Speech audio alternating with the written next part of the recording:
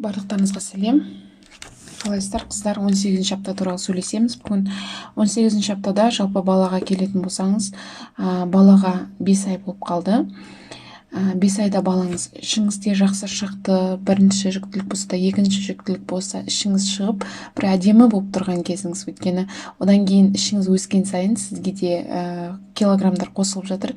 Осы 18 аптадан, жалпы мен ойымша, 28-ші апта 30 аптаға шейін әйелдің бір құлпырып жүретін, осы кезде беременная женщина самая красивая дейді ғой, сол сияқты.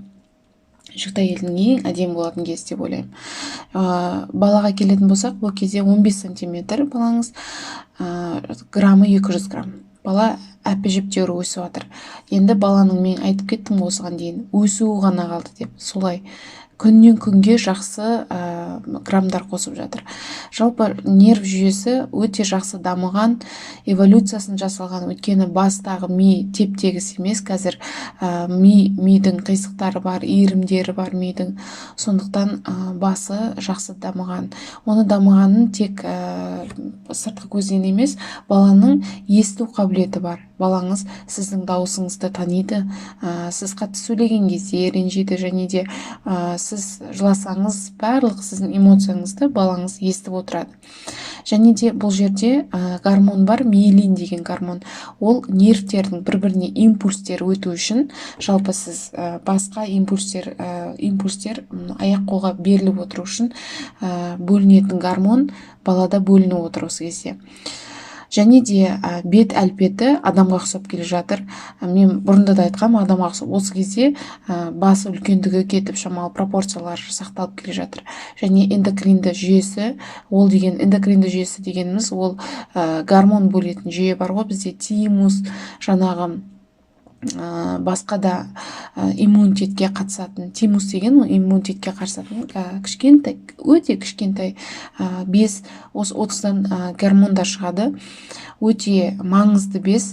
Сондықтан осы дамып келе жатыр, жақсы дамып, дамуын аяқтап жатыр. Және де бұл кезде бала деген инсулин бөліп жатыр. Ол дегеніміз, инсулин дегеніміз асқазан асты безді бөлетін өте маңызды гормондардың бірі, қантты түсіретін, қандағы қантты түсіретін, соны бөліп жатыр. Және де жаңағы терісі де дамып жатыр, терісі қалыңдап келе жатыр. Және де қызды күтетін, ұл күтетін қыздарда жалпы барлық қызды қыз қылатын мүшелерінің бәрі дамыды. Ұлдарда жыныстық мүшесі, член дейді, соның барлығы дамып келе жатыр. Жалпы УЗИ-ден сіздер 18-ші аптада былай көре аласыздар, қыз немесе ұл екенін. Және бала деген активті қозғалып жатыр. Бұл кезде сіз көбінесе баланы жыбырлауын қай кезден бастап көреміз? Егер сізде бірінші жүктілік болса, көбінесе 18-ші аптадан 22-ші аптаға дейін білуіңіз керек. Егер сізде екінші, үшінші жүктіліктердің бұрында, алдында ол сезімді білетін болсаңыз, 16-ші аптада да арасында біліп қоюға болады баланың қимылдаған. Егер арық мүсінді болсаңыз, бұл кезде 18-ші аптадан 22-ші аптаға дейін баланың жыбырлағанын білуіңіз керек, қыздар. Өйткені ол өте маңызды, өйткені баланың тірі екенін, жалпы балаңыздың қимылдауын күніне 10 рет жақсылап қимылдау керек деп айтады акушерлер. Сондықтан көбінесе осыған мән беріп жүру керек. Көбінесе 20-ші аптадан бастап қимылдау керек. Егер қимылдамай жатса, әрине гинекологқа барып барлығын айтасыздар. Және де баланың үлкендігі алманың үлкендігіндей, немесе грушаның үлкендігіндей болады. 200 граммдай, 150 граммнан 200 граммдай. Әркімнің өзінің несіне байланысты, геніне байланысты. Егер сізде сондай үлкен балалар туылатын, күйіңіз үлкен болса, балаңыз да сондай болуы мүмкін. Сол қыздар, бұл кезде жалпы әйелдерде 18-ші аптада жағдайы жақсы болады, токсикоздың бәрі артта қалды.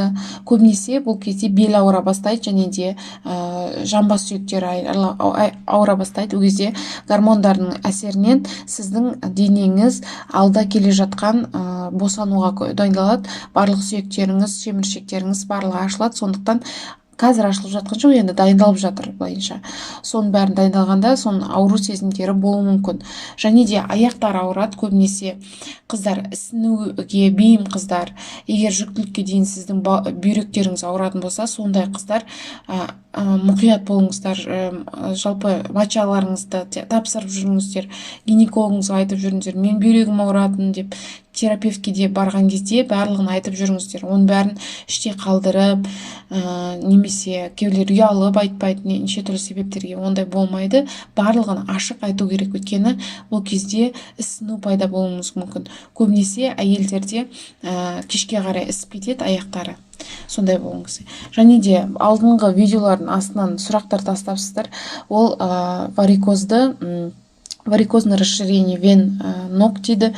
Ол деген көбінесе жүкті кезінде көбінесе басталады. Оның себептері өте көп қыздар.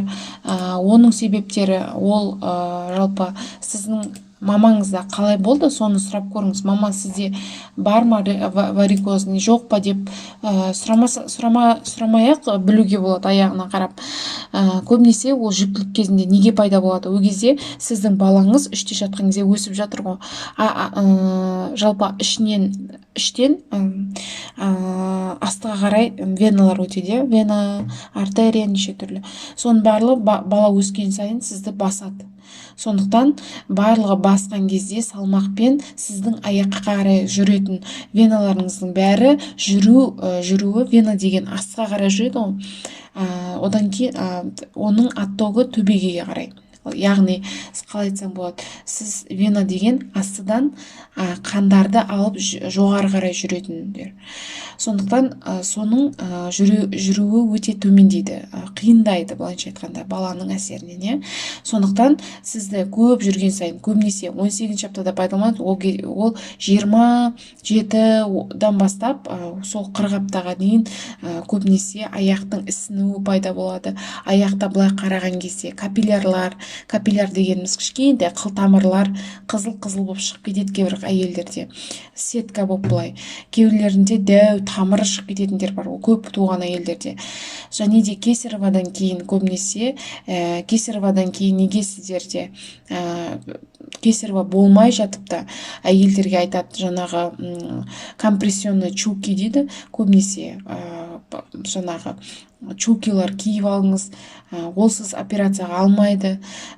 Сіздерге кесареваға жататын әйелдерге айтатын, чулкиға жасаған кезде, алған кезде ақшаларыңызды аямаңыздар. Ол ең жақсы сапалы чулки алыңыздар. Кейбір чулкилар болады, дымды да ұстамайды, тек аты болса болды, соны ала салады кейбіреулер әйелдер. Ақшасы жоқ бола ма, әртүрлі жағдайларға.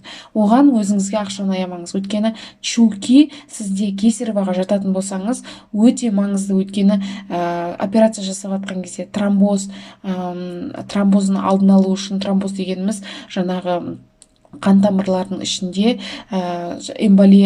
тромбоэмболиялар болмас үшін, жаңағы қан тамырларыңыз дұрыс жүріп тұру үшін, ертең деген осындай варикозды ауруларға ұшырамас үшін аяғыңызда барлық қан тамырларыңыз шығып кетеді кейбір әйелдерде.